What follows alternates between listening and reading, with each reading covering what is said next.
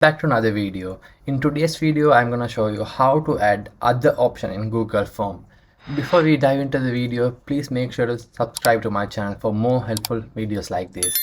Let's go to the video and open your Google Form. And if you didn't have a link for that, please check in the description. I have given that, and click on the Go to Forms option.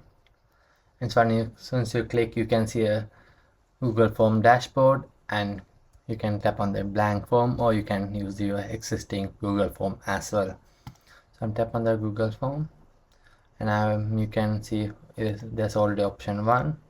So I'm adding another option here, option 2.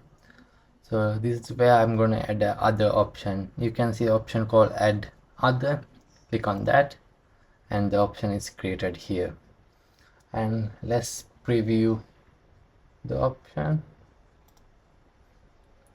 and you can see that's there. So if you want to give answer for there, for example, not available, and submit, and go to your Google Form editing side and go to the response.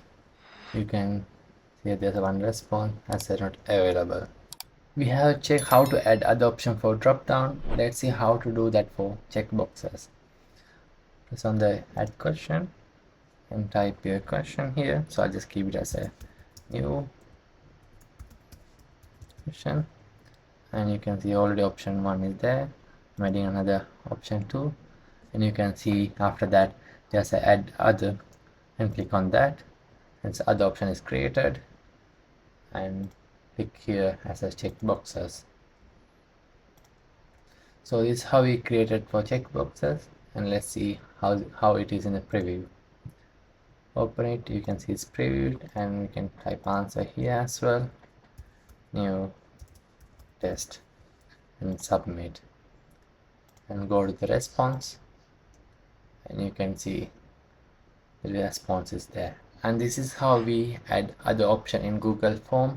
If you enjoyed the video, please make sure to hit the thumbs up button and subscribe to my channel.